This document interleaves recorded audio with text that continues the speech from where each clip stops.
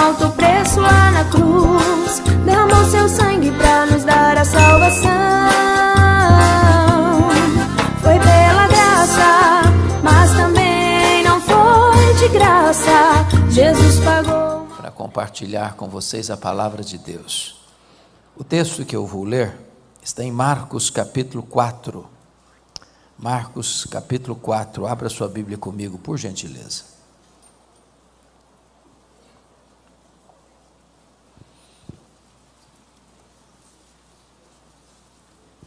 Versos 35 a 41.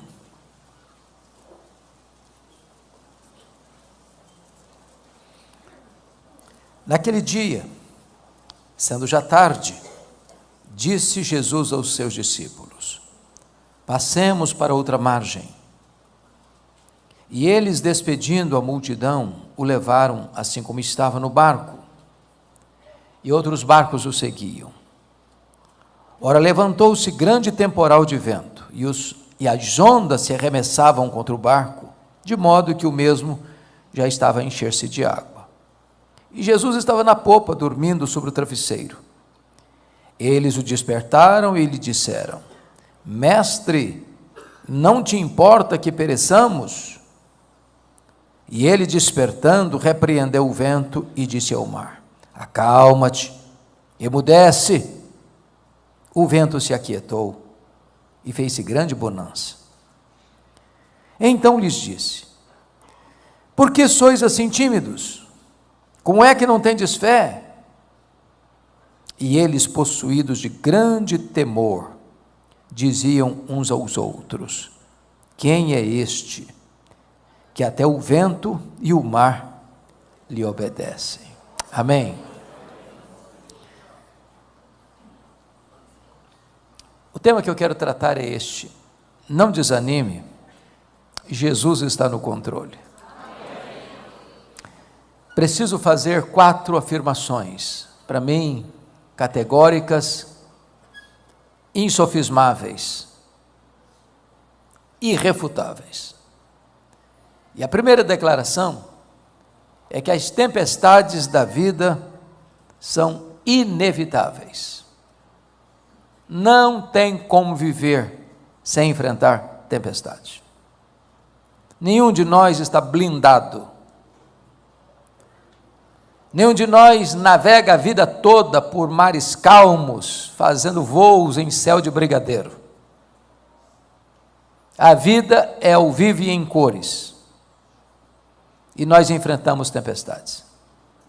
Pobres, ricos, jovens, velhos, doutores, analfabetos, crentes e descrentes. No mundo tereis aflições, disse Jesus. A segunda declaração que quero fazer é que as tempestades, além de inevitáveis, elas são também, muitas vezes, imprevisíveis. Elas chegam de súbito, sem mandar aviso prévio. Às vezes até sem sinais previsíveis. Chegam e tantas vezes transtornam a nossa vida. É um acidente grave, é uma doença súbita, é um divórcio doloroso, é um luto traumático, é um problema financeiro grave, é uma situação que você nunca imaginou passar na vida, mas está passando. É curioso que a geografia onde ocorreu esse fato aqui é o Mar da Galileia. Vocês todos sabem que o Mar da Galileia é um lago de águas doces, de 21 quilômetros de comprimento por 14 de largura, o maior reservatório de águas doces do Oriente Médio. Ele está a 220 metros abaixo do nível do mar Mediterrâneo, encurralado por montanhas, do lado oriental as montanhas de Golã, do lado ocidental pelas montanhas da Galileia. Ali acontece um fenômeno muito curioso ocasionalmente. O monte mais alto de Israel, o Monte Hermon, cujo cimo fica coberto de gelo praticamente o ano todo, De vez em quando, os ventos gelados descem desse monte, encurralado pelos montes, batem na superfície do lago. Às vezes, sol a pino e começa, inesperadamente, uma tempestade de vento. Provavelmente foi isso que aconteceu aqui. É assim na vida. Você sai de casa num dia normal e acontece um fato que muda a sua vida, a sua agenda, a sua história. Mas em terceiro lugar, as tempestades são também, muitas vezes, inadministráveis. Aqueles discípulos, boa parte deles, foram criados ao redor daquele lago. Nasceram ali, cresceram ali, trabalharam ali, viviam ali. Certamente já tinham enfrentado outras tempestades. Já tinham logrado êxito no trato, na lida, na administração da situação. Mas agora eles não conseguem. O barco está enchendo-se de água. A morte está mostrando para eles a sua carranca. Aquilo que era doméstico para eles fica estranho. Aquilo que parecia fácil de resolver é um problema intransponível, insolúvel. É um gigante. Na vida é assim também, irmãos. Há problemas que você e eu enfrentamos que nós não temos nem capacidade, nem destreza para resolvê-los. Superam a nossa capacidade. De vez em quando, conversando com algumas pessoas, é comum me falar assim: pastor, o homem com quem me casei, ou a mulher com quem me casei, não é mais a mesma pessoa. Ficou estranha. É outra pessoa. Às vezes usam palavras pesadas. Meu marido virou um monstro. Minha mulher se tornou uma pessoa indomável, indócil, amarga. Aquele filho tão amável, tão dócil, de repente fica rebelde, não escuta mais os pais. O problema se torna inadministrável pela destreza humana. É assim na vida.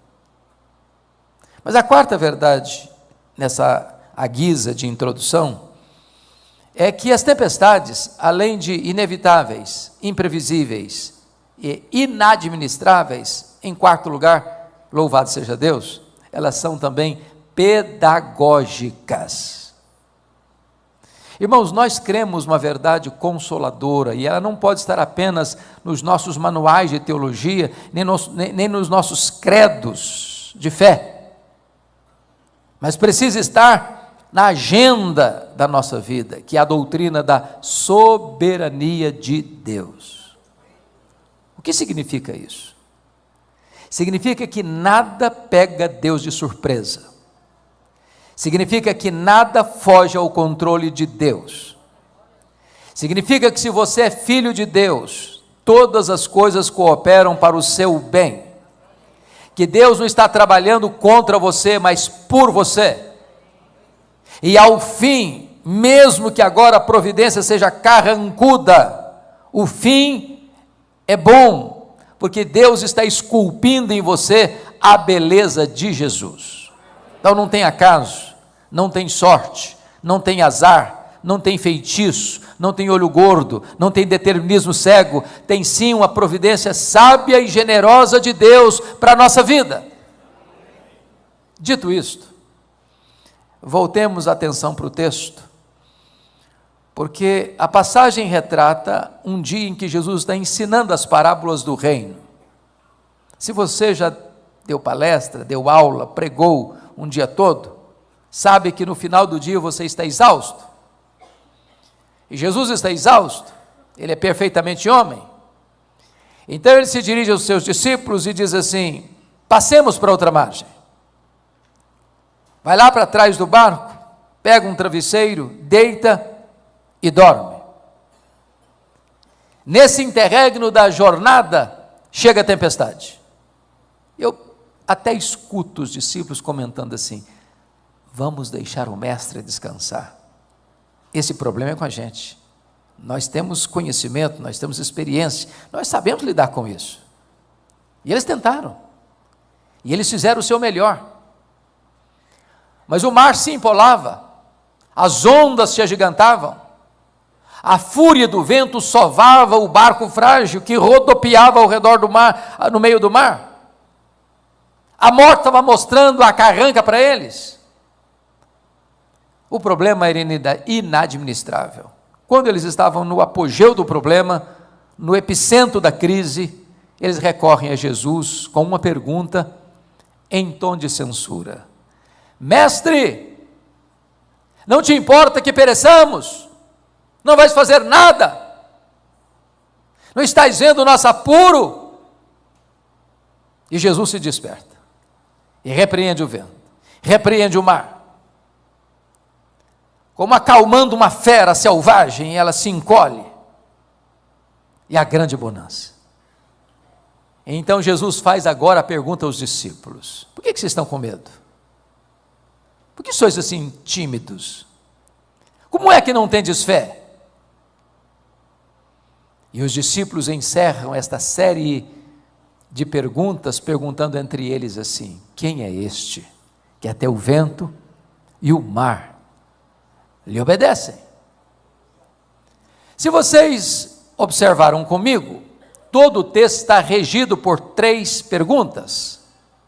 A primeira pergunta, no verso 38, é a pergunta dos discípulos a Jesus: Mestre, não te importa que pereçamos? A segunda pergunta está no verso 40, é a pergunta de Jesus aos discípulos: por que sois assim tímidos? Como é que não tendes fé? A terceira pergunta está no verso 41, é a pergunta entre os discípulos: quem é este, que até o vento e o mar lhe obedecem? Se o texto está regido por essas 3 perguntas, então é sobre elas que eu quero conversar com vocês nesta noite.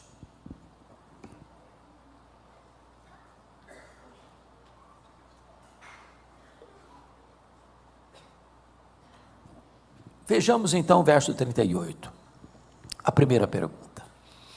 Meus amados, eu acho que esta é a sua pergunta, é a minha pergunta, é a nossa pergunta. É a pergunta da nossa angústia, do nosso desespero, dos nossos limites. Mestre, não te importas que pereçamos? Note que isso não é uma pergunta, isso é uma censura, isso é uma acusação. Eles estão dizendo: o senhor não vai fazer nada, o senhor não está vendo o que está acontecendo? Está vendo o apuro que nós estamos? A aflição que nos atinge, a morte nos rodeando por todos os lados? Vais continuar aí dormindo, inativo, inoperante?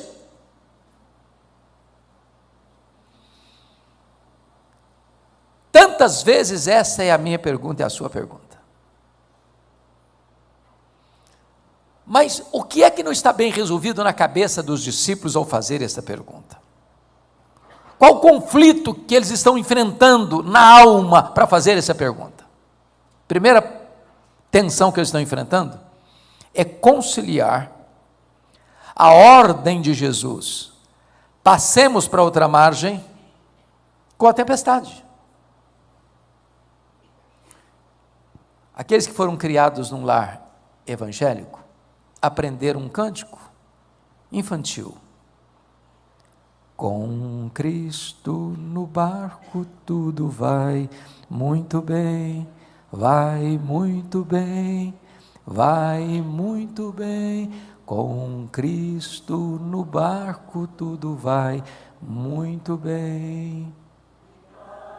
No temporal. O problema é que Jesus está no barco e não está nada bem. Está nada bem. A crise está aí. Você é crente, filho de Deus, filha de Deus, você está enfrentando uma magrela na vida, uma crise tremenda. Sua saúde está abalada, seu casamento está passando uma fase difícil, seus filhos estão passando uma fase difícil, sua vida financeira não está nada legal, família está enfrentando luta. Entender a tempestade que Deus mandou atrás do profeta Jonas é fácil, ele está na rota da desobediência. Deus mandou a tempestade atrás dele para trazê-lo de volta ao caminho da obediência. Notinha de rodapé: crente desviado é endereço certo de tempestade, saiba disso. Deus vai mandar a tempestade atrás de você, não para destruir você, mas para trazer você de volta. Agora, como é que você vai entender que você é um servo de Deus, está fazendo a vontade de Deus, no centro da vontade de Deus, em obediência à ordem de Jesus, passemos para outra margem, e está enfrentando a tempestade? Porque o que nós esperamos é isso: se eu estou no centro da vontade de Deus, vai dar tudo certo, não vai ter acidente de percurso. Isso não está bem resolvido na cabeça deles, nem na nossa. Por que eles estão em crise? Por que eles estão dizendo isso? Não te importas que pereçamos? Há uma segunda crise. Como eles conciliarem a urgência do problema deles com a demora de Jesus em atendê-los? O que Jesus estava fazendo no barco? Dormindo. Quem dorme não age. Irmãos, talvez a demora de Jesus grita mais alto nos nossos ouvidos do que o ruído mais barulhento das circunstâncias mais adversas. É aquela hora que você está no último furo da correia, na última volta do ponteiro, na hora mais desesperadora da vida, e você grita aos céus, e a única voz que você escuta é o eco do seu desespero. Parece que os céus estão de bronze, a resposta não chega, o socorro não vem, a doença se agrava, o casamento piora, o filho fica mais rebelde, a situação financeira dá para trás. Eu fico imaginando que quando Marta mandou aquele recado para Jesus: está enferma, aquele é quem amas. Ela tinha convicção de que Jesus iria. Eu acho que tinha muita gente na casa dela, a Bíblia diz isso. Eu acho que o comentário na casa era: será que ele vem? E Marta dizia: mas é claro, ele nunca furou com a gente, ele nunca decepcionou a gente, ele nunca largou a gente na mão, ele vem sim. E o Lázaro piorando. Até que alguém chega e diz: ô Marta, seu irmão acabou de morrer e o seu Jesus não chegou. Jesus só chega 4 dias depois que o Lázaro está sepultado. Marta vai ao encontro dele, nem fala shalom, já vai despejando a mágoa: se tu estiveras aqui, meu irmão não teria morrido. Jesus respondeu: ô Marta, o teu irmão há de ressurgir. Ela diz: eu sei, eu sou crente, eu sei que vai ressuscitar no último dia. Jesus corrige Marta: Marta, eu não fui, eu não serei, eu sou a ressurreição e a vida. Irmãos amados, o Senhor não chega atrasado. Pode chegar no nosso relógio, no nosso tempo, no nosso cronograma, na nossa agenda. O tempo de Deus não é o nosso. Ressuscitar um morto é um milagre maior do que a cura de um enfermo. Ressuscitar um morto de 4 dias é um milagre maior do que qualquer outra situação. Se ele está humanamente demorando, é porque ele está trabalhando em seu favor, preparando algo maior e melhor para a sua vida. Então acalma o seu coração. Jesus está no controle. Bom, vamos dar uma olhadinha agora. Quando Jesus desperta, acalma o vento, acalma o mar, porque preste atenção nisso, o universo inteiro escuta a voz de Jesus. Ele dá uma ordem, o sol para, ele dá uma ordem, as estrelas aparecem, ele dá uma ordem, uma mula profetiza, ele dá uma ordem, um peixe engole Jonas, ele dá uma ordem, um verme corta a planta que fazia sombra na cabeça de Jonas. Ele dá uma ordem e os demônios batem em retirada. Ele dá uma ordem e os anjos saem como vento para atender às suas ordens, o seu mandato. Todo o universo escuta a sua voz. Acalma-te, emudece, e o vento se encolhe às suas recâmaras, e o mar escuta a sua voz, e como a fera começa a se encolher, com medo, em obediência ao Criador. Agora é Jesus quem pergunta. Pergunta assim: e aí, por que vocês estão com medo? Por que vocês não têm fé? Me permita fazer essa pergunta: se você estivesse lá naquela circunstância, você estaria com medo?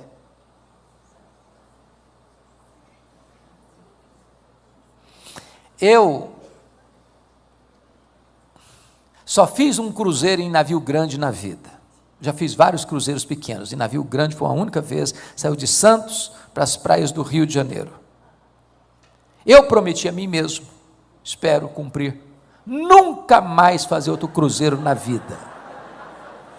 Pensa numa viagem turbulenta, desesperadora, ondas de 5 metros, todo mundo, me perdoe da expressão, vomitou naquele navio. Quando nós estávamos retornando, sabendo que tinha 8 horas de viagem, já na saída, já estava insuportável, eu fiz uma oração: ó Deus, ou eu morro, ou eu durmo, porque não tem jeito, não aguento. Agora, já pensou num barquinho frágil? De noite, o naviozinho, o barcozinho sendo moído pelas ondas, rodopiando no meio do mar, se enchendo de água, a morte mostrando para eles a sua carranca, e Jesus pergunta assim: por que vocês estão com medo? Como é que vocês não têm fé? Por que aqueles discípulos deviam ter fé e não medo? Para lhes ajudar na memorização, dar-lhes-ei um recurso mnemônico. Vou apontar 4 razões por que eles deviam ter fé e não medo, todas começando com a letra P, para facilitar na assimilação. Primeiro, eles deviam ter fé e não medo por causa da promessa de Jesus do verso 35. Qual foi a promessa de Jesus, ou a ordem de Jesus, melhor dizendo? Passemos para outra margem. Se Jesus disse passemos para outra margem, qual era o destino deles? A outra margem, claro. Claro. Então eu vou lhes dizer uma frase agora, se você guardar e esquecer tudo mais que eu falar, se você guardar essa frase já está bom para mim. E a frase é esta: promessa de Jesus e realidade são a mesma coisa, porque quem prometeu é fiel para cumprir. Ele não é homem para mentir. Tudo que ele faz, tudo que ele promete, ele cumpre. Em todas as suas promessas nós temos o sim e nós temos o amém. Então, em vez de você ficar escutando as loucuras do mundo, as vozes da incredulidade, os arautos do caos, os pregoeiros da incredulidade, abasteça o seu coração com as promessas da palavra de Deus. Segundo, por que deviam ter fé e não medo? Por causa da presença de Jesus. Onde Jesus estava? No barco. Quem é Jesus? O Criador do vento, o Criador do mar, o Criador da terra, o Criador do céu, o Criador do universo. A criatura não pode ser maior do que o Criador, a criatura não pode vencer o Criador. Aquele barco nunca poderia afundar com Jesus a bordo. Eu quero dizer para você, meu amado, que Jesus prometeu: eis que eu estou convosco, não estarei não, eis que eu estou convosco todos os dias até a consumação dos séculos. O antídoto poderoso para combater o medo no seu coração é a consciência de que Jesus está com você. Ainda que eu ande pelo vale da sombra da morte, não temerei mal nenhum, porque tu estás comigo. Terceira razão, por que deviam ter fé e não medo? Primeiro, por causa da promessa. Segundo, por causa da presença. Terceiro, por causa da paz de Jesus. O que Jesus estava fazendo mesmo no barco? Dormindo. Pergunta a vocês, Jesus saberia ou sabia que aquela tempestade viria? Obviamente sim. E se sabia, por que dormiu? Dormiu porque sabia que estava tudo sob controle. Então sabe o que é paz? Paz não é ausência de tempestade. Paz é saber que apesar da tempestade, tudo está sob controle. Não do seu controle, não do meu controle, mas do controle de Jesus. Calma, Ele está no controle. Descansa seu coração. Você pode até não saber o que fazer, Ele sabe. Você pode estar até meio confuso na jornada, Ele é o caminho. Você pode nem saber por onde entrar, Ele é a porta. Mas em quarto lugar, por que eles deviam ter fé e não medo? Primeiro, por causa da promessa. Segundo, por causa da presença. Terceiro, por causa da quarto, por causa do poder de Jesus. É muito interessante que Marcos coloca esse episódio ao redor, no entorno de outros episódios que ressaltam o poder de Jesus. Aqui Jesus tem poder sobre a natureza. É maravilhoso isso, irmãos, mas toda a natureza escuta a voz de Jesus. Sua voz é poderosa. Sua voz despede chamas de fogo. Sua voz faz tremer o deserto. A sua voz despedaça os cedros do Líbano. A sua voz quebra a dureza do coração. A sua voz arrebenta com toda a estrutura do mal. A sua voz é poderosa. O universo inteiro precisa se curvar. Ele é aquele que manda no céu, é aquele que manda na terra, é aquele que manda no inferno. Ele diz, eu estive morto, mas eu estou vivo pelos séculos dos séculos, e tenho as chaves da morte e do inferno. Logo em seguida, você pode notar comigo no capítulo 5, confira aí, por gentileza.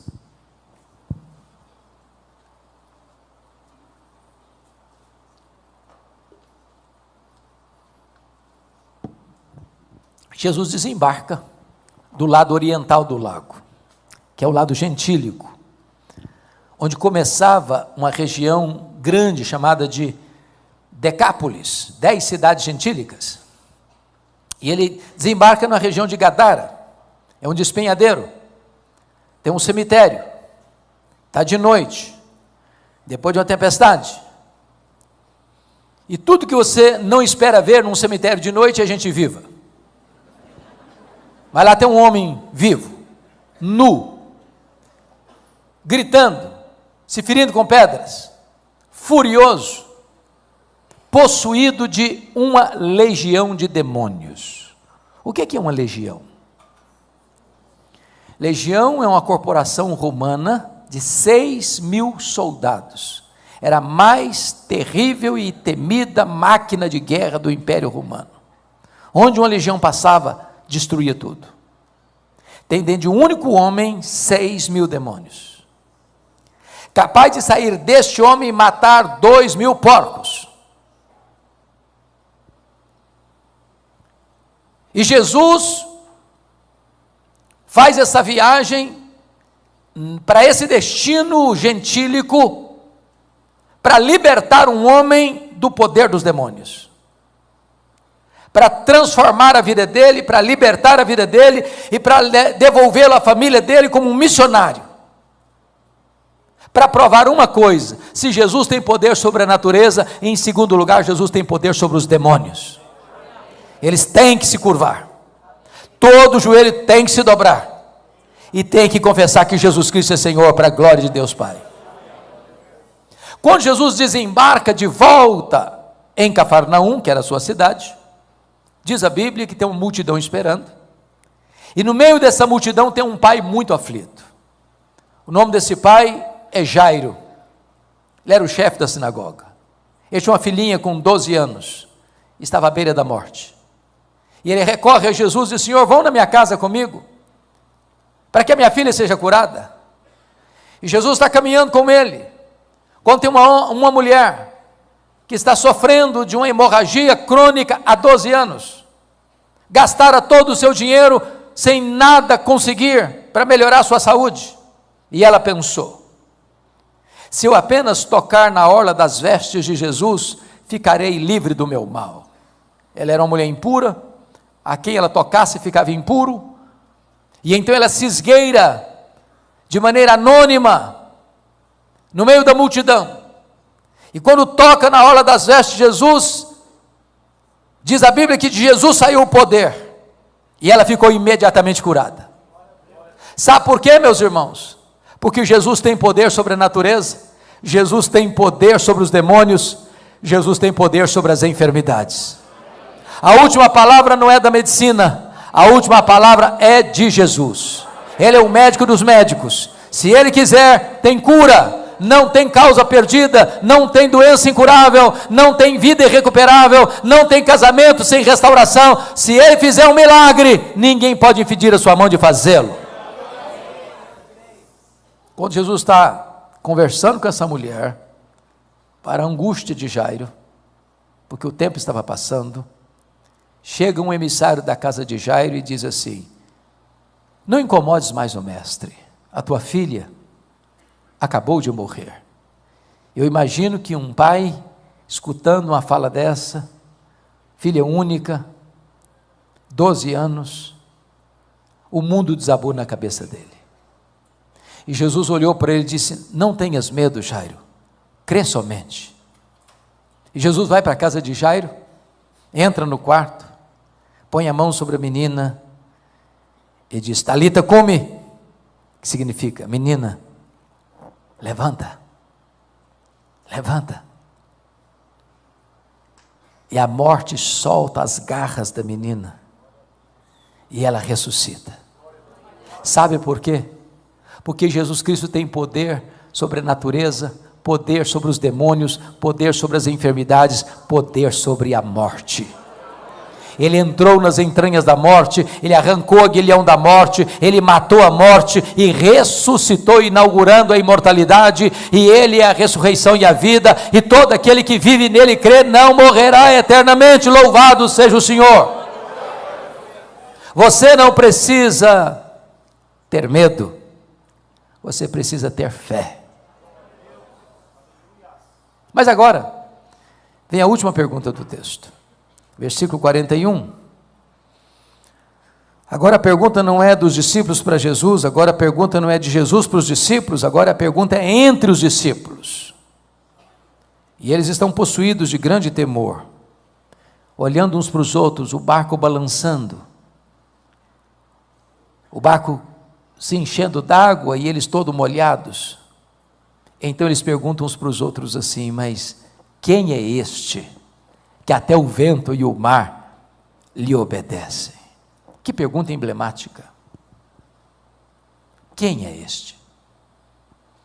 Hoje nós poderíamos responder esta pergunta, afirmando que este é aquele que com o Pai e o Espírito Santo, lá nos refolhos da eternidade, antes que o mundo fosse criado, Ele traçou um plano perfeito, eterno, que incluiu a você e a mim. Quem é este? Este é o Criador do universo.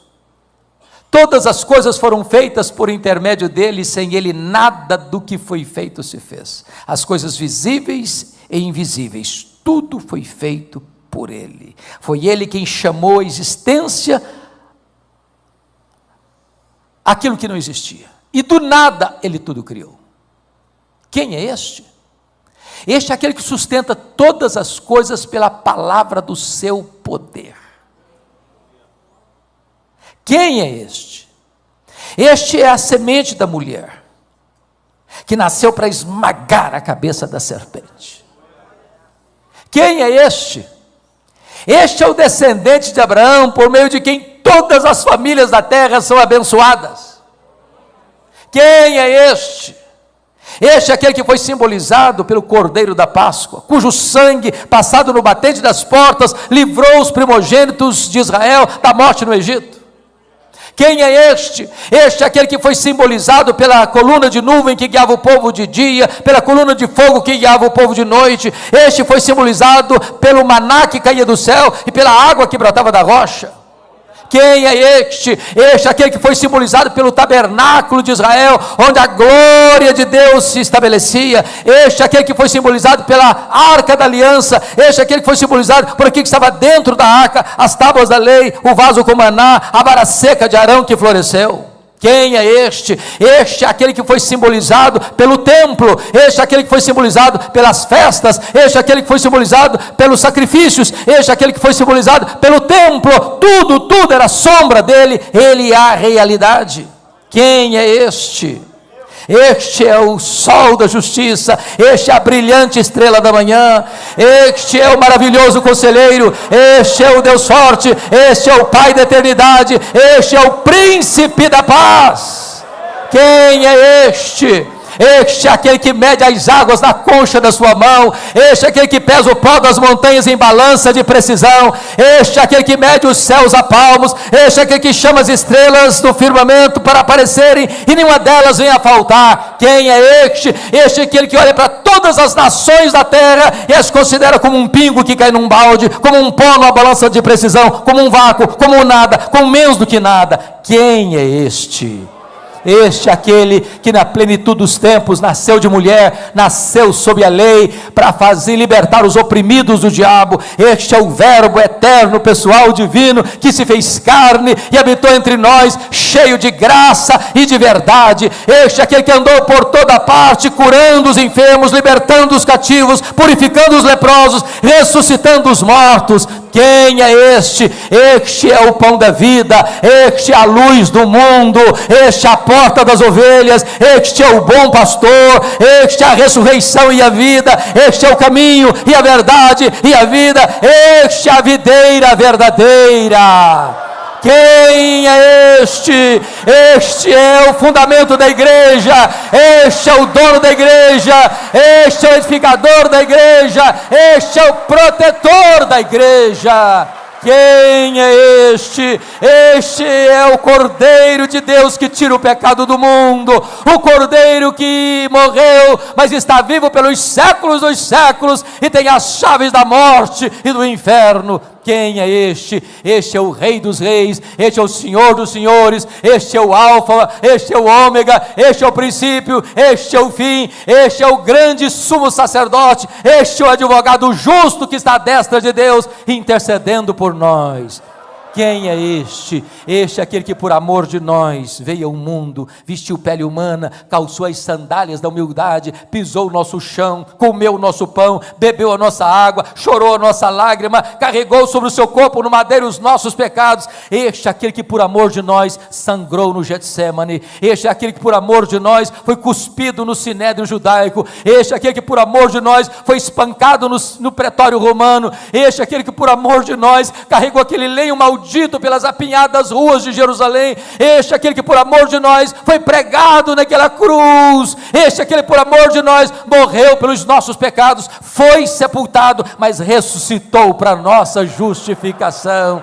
Quem é este? Este é aquele que voltou para o céu, este é aquele que derramou o Espírito Santo sobre a igreja, este é aquele que está sentado no trono e tem as rédeas da história em suas mãos. Este é a raiz de Davi, este é o leão da tribo de Judá, que venceu para abrir o livro e desatar os seus 7 selos. Quem é este? Este é aquele que está no trono, este é aquele que levanta reinos e abate reinos, que levanta reis e apeia reis do poder. Este é aquele que vai voltar pessoalmente, visivelmente, audivelmente, repentinamente, inesperadamente, gloriosamente, para buscar a sua igreja. Quem é este? Este é o juiz de vivos e de mortos, que vai se assentar no trono e vai julgar as nações, e vai colocar todos os seus inimigos debaixo dos seus pés, e vai lançar no lago do fogo a grande Babilônia, o anticristo, o falso profeta, o diabo, a morte, e todos aqueles cujos nomes não estão escritos no livro da vida. Quem é este?